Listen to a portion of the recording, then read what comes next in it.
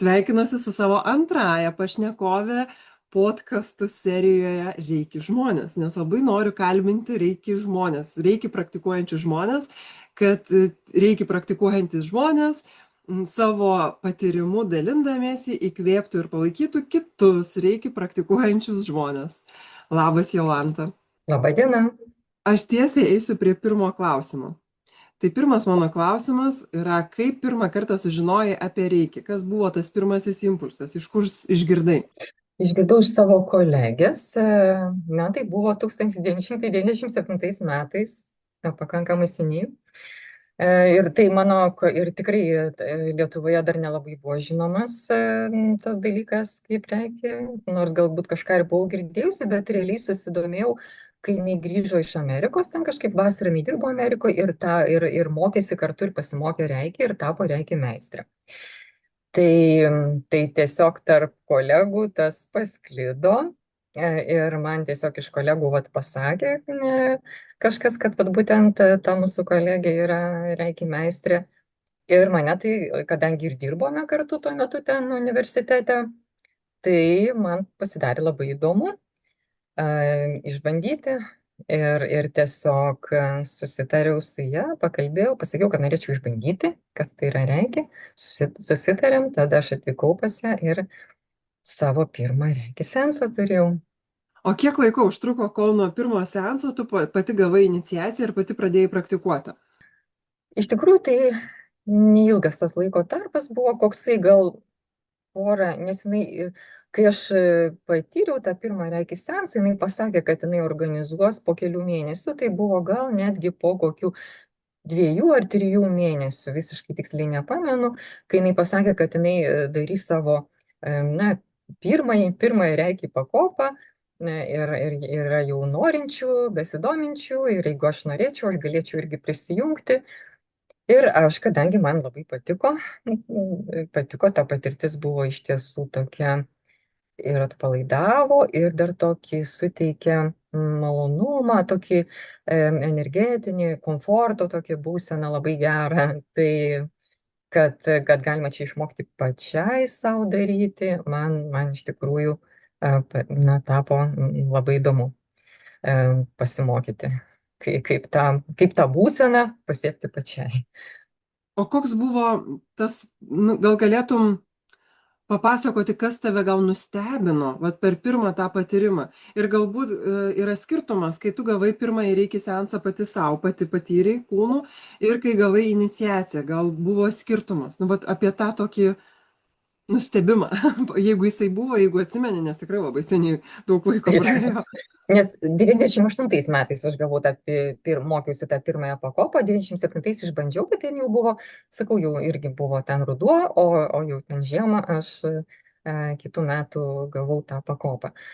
Tai, nežinau, kai atsimenu, kai pati pabandžiau, tai, kaip jūs sakiau, mane nustebino ta būsena, jinai man buvo kartu ir tuo metu aš pakankamai daug tokios buvo naujumo, naujų situacijų, įtampos, streso mano gyvenime ir man kažkaip nustebino, kad aš taip gerai atsipalaidavau ir kad atsirado toks vidinis, psichologiškai tariant, toks gerovės jausmas, gerovės jausmas, kad toks supratimas, kad čia nepaisant to, kas vyksta mano gyvenime, iš tikrųjų aš galėčiau gyventi ir su tuo gerovės jausmu, kad tai toks vidinis dalykas, jisai gali būti. Tai va, o kai pati pradėjau, tai galbūt aš tik tai atsimenu ir iniciacija, taip, tai buvo tikrai stiprus, kosminis, man tai buvo realiai kažkoks kosminis išgyvenimas. Ir gerai atsimenu, kad tą 21 dieną po pirmos pakopos aš iš tiesų dariausi ir buvo galimybė taip panirti į save labiau, atsitraukti gal nuo aktyvios veiklos. Tai tikrai aš buvau labai ir panirusi į save ir tikrai daug praktikavau Reiki savo tą 21 dieną. Tai va, tai tokia ta pradžia mano buvo. O kaip keitėsi tavo santykis su Reiki laikui bėgant? Gal kažkas tai iš pradžių vienaip matėjai, o paskui laikui bėgant jau kitaip pradėjai matyti? Keitėsi, be abejo. Jeigu ta pirma pakopa, tai tikrai jinai man nešė tokius harmoningus išgyvenimus, labai malonius. Ir po pirmos pakopos tikrai tokia, aš tarsi tikrai tą harmonijos būseną galėdavau patirti dažniau.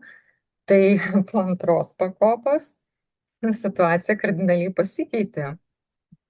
Ir visų pirma, taip, tai tikrai visai kitas lygmuo, bet mano jau reakcijos buvo atvirkščiai, sakykime, ne tos harmoningos, bet aš, aišku, suprantu iš tos, tuo metu galbūt ne visai supratau, nes puoliau praktikuoti tą antrą pakopą, savo norus visokius ten,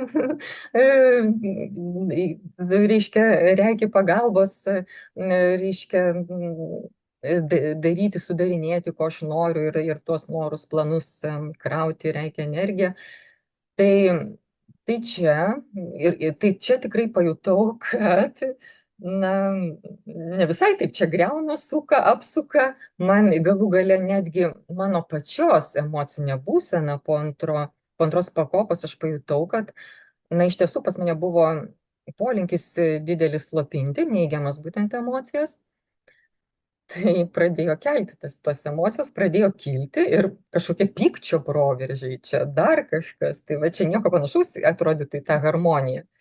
Tai buvo iššūkis, antra pakopa man buvo iššūkis, nes man prireikė tikrai nemažai laiko, galbūt integruoti, suprasti ir netgi galbūt daugelio metų po to suprasti, kad na, tas ego, jeigu eisi ego keliu, tai realiai tas regi kelias viską griaus ir nepalaikys to, jeigu iš tiesų eisi tik tai savo tokių sugalvotų, iš tokio ego, vat, kaip norėčiau, arba kaip norėčiau, ko norėčiau ir kaip norėčiau, kad tai būtų. Tai visa tai gana stipriai buvo greunama ir galima sakyti, per ego aš patyriau daug smūgių rimtų ir santykiuose, ir kažkokiuose planuose savo ir taip toliau. Kaip baisiai skamba.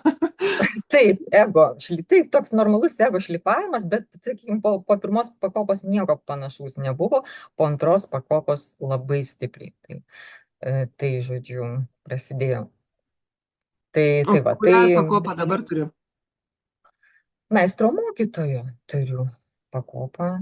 Taip, turiu ir mokinių ten, sakykime, bet, sakykime, aš esu tokia meistrė mokytoja, kuri nesireklamuoja ten kažkur, kurios mokiniai, tai mano realiai iš draugų rato ateina žmonės, su kuriais aš draugauju, kažkoks bendravimas ir kažkaip jiem pasisakai ten, tai tiesiog išplaukia iš draugiško pokalbio, tai ten kažką tai padarai, tada paprašo ir tada paprašo, tai gal pamokyk mane. Tai va, tai tokių turiu, tai mano realiai visi tie kurie mano mokiniai, mokinės, tai čia mano draugės, tos draugystės ir tęsiasi, mes bendraujam ir toks tas, nes aš tokio, impulso, kad eiti ten kažką labai skelbtis, dėl reikia tikrai gal neturėjau, bet kadangi, kaip jau sakiau, natūraliai tai išplaukdavo, ar tokiuose artimesniuose santykiuose, tai taip ir buvo su tuo mano, reiškia. Bet kaip jau sakiau, iš tikrųjų tai reikia pripažinti, kad po antros regi pakopos tikrai pasimatė, kad man pačiai iki to susiderinimo su tuo, sakykime, kaip turėtų būti harmoninga, yra labai toli. Labai toli mano ego tam susiderinimui su tuo, sakykime, harmoningų visatos planu.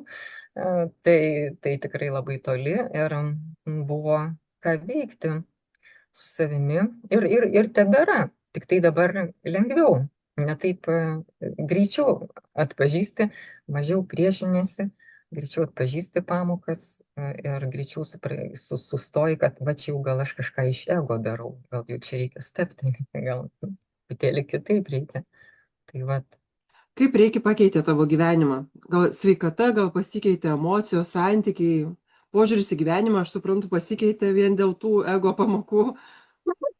Taip, ir keičiasi, kaip jau sakiau, tai tikrai nėra dar visos pamokos išmoktos, tik tai lengviau mokomasi. Jau mokomasi gerokai lengviau. O visas gyvenimas, kaip pasikeitė bendrai paėmus, kadangi, reikia tas kelias, iš esmės jis yra toks po truputį švelnus, taip kaip aš jį patiriu, ir veikiantis po truputį. Bet kaip jau sakau, jeigu yra labai stiprus ego ir kažkokios labai stiprios ego programos, kurios veikia, tai tada gali ir nemaloniai veikti tie dalykai, gali nemaloniai sustabdyti labai. Gal aš truputį įsiterpsiu, gal mes patikslinkim, ką reiškia ego. Nes daugelis žmonių skirtingai supranta, kas tai yra ego. Tai papasako, gal kaip tu supranti, kas tai yra ego ir kokias vat, būtent tas ego pamokas tu gavai. Tas ego, kaip aš suprantu, yra tiesiog tam tikra programa apie tai, kas esu aš, ko man reikia, ko aš norėčiau, kokie yra mano tikslai. Tai visą tai talpina, va, tai yra, na, tai tiesiog tai yra ta tokia žmogiška perspektyva, kuri, na, visada jinai yra siaura, nes mes kaip žmonės negalime matyti kartais retkarčiais, bet iš esmės matyti platesnio vaizdo ir kaip, kas yra susiję su ta situacija. Ir kad kartais mes siekdami savo kažkokių labai svarbių tikslų galim iš tikrųjų kenkti kažkam labai. Ir tai mes šito vat ir nepamatom. Ir šitą suvokti, tai reikia jau kitokios perspektyvos visiškai. Tai vat, sakykime, ta kita perspektyva, dėl ko aš po to pradėjau nuo savo tų norų, nuo darbo su savo tų norais, perėjau prie situacijų harmonizavimo. Nes pasižiūrėjau, kad tai nesvarbu, ar aš turiu kažkokį tikslą, arba aš siekiu, arba norą, ar dar kažką, arba su tai, kas vyksta mano gyvenime, ką aš dirbu, aš tiesiog dirbu ir formuluoju, kad tą situaciją padarytų harmoningiausia. Ir tada yra tas atvirumas, ir yra tada pasiruošimas, kad galbūt mane pakreips, galbūt visiškai sugrius tas mano noras. Ir pasirodys, kad ne aš ne to noriu, o visai kažko kito. Ir kai yra tas toks vat, atvirumas, yra lengviau gyventi, daug lengviau, mažiau išseikvoju, mažiau konfliktų, mažiau ir kitiem pretenzijų, ir savo kažkokių nusivylimų, kad ten, nes tiesiog klausaisi, daugiau įsiklausai ir į savo tą vidų, ir kaip, ir galų gale, ir tą situaciją, ką situacija atneša, kokios aplinkybės susiklosto, ar yra kažkokie palaikantis dalykai tam, ar nėra, ar yra stabdantis.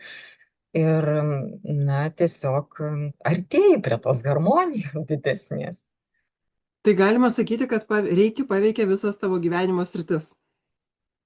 Taip, tikrai taip, galima sakyti, nes iš tiesų tas galioja ir tikrai darbo situacijose, ir asmeniniam gyvenime, ir tikrai ir santykiuose. Kaip Reiki gyvena tavo kasdienybėje? Ar praktikuoji kiekvieną dieną? Kaip praktikuoji, kada praktikuoji? Gal savo rutiną kažkokią turi Reiki praktikų? Taip, turiu kiekvieną dieną, tai aš iš tikrųjų su kristalu dirbu ir aš naudoju kalnų krištolą ir būtent jį pakraunu Reiki ir ten, kaip jau sakiau, aš dedu jau tas situacijas, kurios realiai mano gyvenime, galbūt kurios yra sudėtingesnės, arba kartais aš nežinau sprendimo, bet tiesiog jos ištinka, arba tai gali būti ir mano tikslai, ketinimai, intencijos, bet aš vis tiek formuluoju, kad tai būtų harmoninga, kad tai būtų harmonizuojama. Ir vat, sakykime, aš kiekvieną rytą tą, sakykime, padirbu. Aišku, keičiasi tos intencijos, jos koreguojasi, vienos išeina, kitos ateina, bet tai yra vienas iš tokių ritualų, kurį aš naudoju ir kuris man kažkaip tai būtent gal primena harmonizavimas, kad, na, kad va čia, reiškia, kad aš neužbėgčiau kažkur su savo tuo, kartais tuo ego impulsu, kad, reikia greitai kažką daryti, kad, na, pristabdo, primena. Tai man tai veikia, man tai padeda suvaldyti savo asmenybę, savo tą ego, kuris kartais būna, kad nekantriai taip iššoka ir nori veikti, ir nori greitų rezultatų, dar kažko. Ar darai kontaktinį Reiki seansą sau? Man įdomu. Taip, ir iš tiesų būna tokie pajūtimai, kad man norisi pilną seansą padaryti, tokį jau visiškai pilną savo, bet tai nebūna labai dažnai ir tai būna prieš tokias sudėtingesnės situacijos, kurios manęs laukia, prieš sudėtingesnę kažkokią tai dieną. Dažniausiai aš darau tuos intuityvius seansus, kai tiesiog uždedu rankas, kur man norisi laikyti. Ir tikrai gana dažnai tai būna būtent širdies centras ir saulės rezginys, tie du centrai. Ir netgi būna, kad aš, pavyzdžiui, užmiegu ir prabundu, taip ir laikydama rankas ant tų dviejų centrų. Žodžiu, kad Mhm. tenai man, na, kažkaip tai balansuojasi dalykai gal geriausiai ir dažniausia to reikia. Galbūt turi kažkokią juokingą istoriją arba netikėtą kokią istoriją iš savo reiki kelio, kur prisimeni ir pakikeni. Nu taip, taip, tikrai. Ir tai galbūt man dabar tikrai labai tą šypseną kelia, kai aš jau patį pirmą gavau, reiki pirmą pakopą gavau, man kažkaip mokytoja užsiminė, kad galima ir alkoholį padaryti, reiki ir tenai tada, tuo metu aš vartojau, dar pavartodavau, tai vis tiek ten su draugais ar kažkur tai E, tai tą alkoholį, tai man kažkaip tai labai taip, aš užsikabinau ir galvojau, oi, ir labai čia toj srity pradėjau eksperimentuoti. Tai visų pirma, ir darydavau, pabandydavau, jeigu aš ten būdavau kažkur svečiuose ar kažkur, ir reikėdavo ten, va, įpiltas kažkoks stikliukas, aš uždėdavau ranką, ten pasiūsdavau reikį, ten dar kažką žiūrėdavau, kaip veikia, kaip čia veikia. Ir tikrai kažkaip tai tas poveikis, galiu pasakyti, nu, kažkaip švelnėjo, nusijimdavo. Ir dar aš tą darydavau kartais prieš ateinant svečiams butelį, ten kokį nors palaikai, reikį, ten gerai pakrauni. Arba dar darydavau, kad, pavyzdžiui, dovanoji kažkam ten butelį ir irgi gerai pakrauni reikį, irgi po to padovanoji. Ir, nu, gal iš to tikrai dabar tai labai kelia šypseną, bet tada man buvo tiesiog labai įdomu, smalsu ir tikrai yra buvę tokių, kad ten padovanoji kažkam ir sužinai, kad po to tas žmogus kažkaip tai pradėjo labai keisti savo gyvenimo būdą, numetė svorio, nors jis turėjo ten didesnį tą svorį ir pavyzdžiui, daug sveikiau maitinasi. Ir aš kažkaip pasidžiaugdavau, kad taip, čia turbūt mano tas reiki butelis pakrautas suveikė. Na, aišku, čia yra tikrai, o kaip jau sakiau, po to aš galų gale nusprendžiau, kad visai atsisakyti alkoholį, nes galvoju, nu ką man čia įkvotis, kiekvieną kartą ten prieš geriant, laikyti ten tą ranką, ten dėti, po to tas, gal paprašiau, aš tiesiog atsisakysiu to alkoholio ir viskas. Tai tiesiog Prisireikinai, jau. žodžiu, ir pati.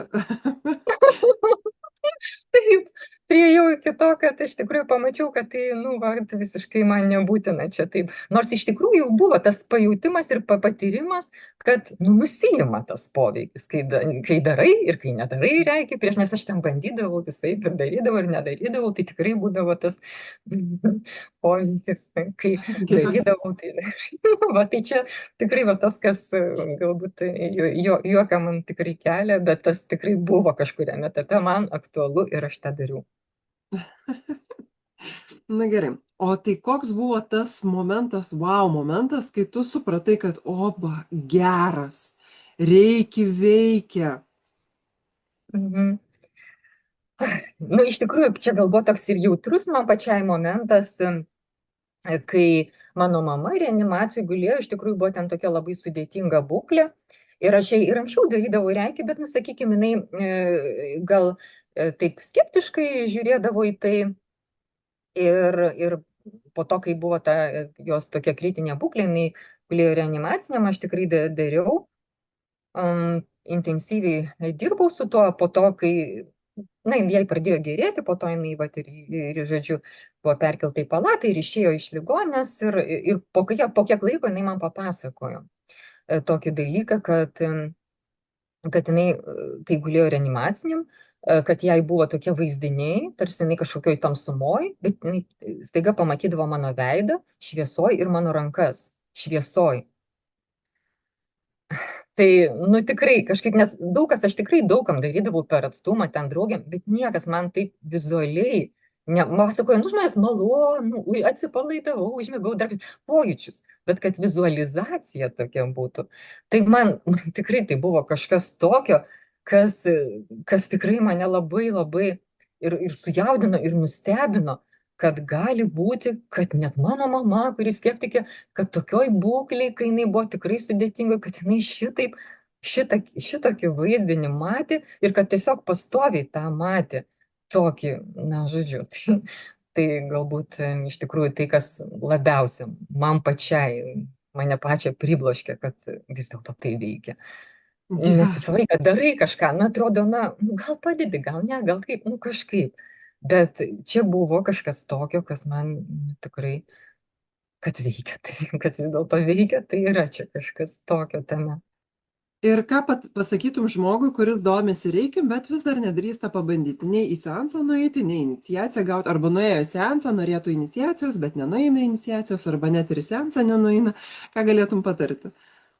Vis tiek klausytis vidaus savo, pabandyti, vis tiek prieš einant reikėtų pabandyti, koks jausmas, kad tai, sakykime, tie pojūčiai, regis sensų, jie, na, turėtų kažkaip tai būti tokie, kurie, na, suteikia tam tikrą komfortą, aš taip sakyčiau.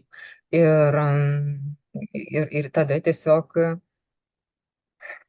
jau spręsti, na, pagal save, bet čia vėlgi greitinti irgi nieko nereikia. Nes tikrai yra buvę, kad aš irgi kai kas ten, pavyzdžiui, galvoju iš mano draugių, bet va, tarsi atidėliojo ir aš neskubinau ir spaudimo nedariau, tarsi norėtų, bet dar abejoju. Ir vis tiek va, atėjo tas momentas, kai apsisprendėt tvirtai ir pasakė, taip, tikrai va, dabar noriu ir tada labai harmoningai viskas įvyko. Tai aš manau, kad ir tikrai nereikia. Jeigu dar yra tos kažkokios vidinės kliūtis, abejonės, tai forsuoti savęs, manyčiau, irgi nereikia.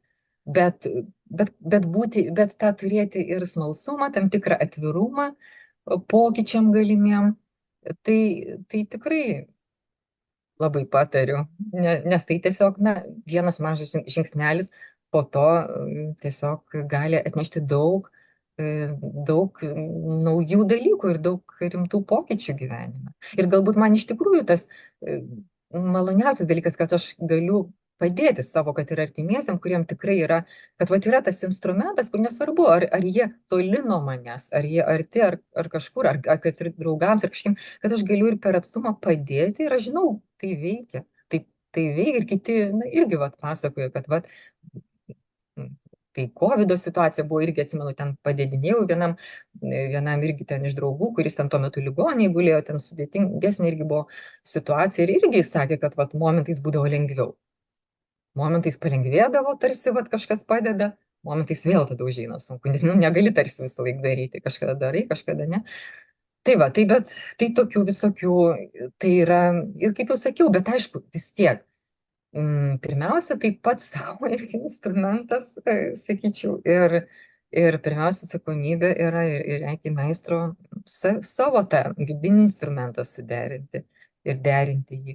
O ten yra daug tokių niuansų ir tų tokių, gal tas vat, pojūčių išjautrėjimas ir subtilių, kad atsiranda tas jautrumas, bet atpažįsti labai subtilius pojūčius, praktikuodamas regi, kuriuo anksčiau tikrai nepastebėdavai. Ir tiek savyje, tiek kitose po to gali irgi kažką atpažinti labiau. Tai yra tikrai tokia dovana, bet jinai ateina po truputį praktikuojant. Ir taip, bet greitų kažkokių rezultatų, jeigu, nors vėlgi būna, kad ir greitai žmonėm kitiem ir stiprus pokyčiai ateina ir kardinalus, bet, nu, sakau, mano kelias buvo gal toks, kad buvo įvairūs tas poveikis, bet jisai tikrai gali būti. Nėra kažkokių scenarių griežtų ar kažkokių, kad kaip ten bus tikrai, kaip tam žmogui bus ar kaip tam, labai priklauso nuo to, kiek žmogus ir ką jau yra praktikavęs.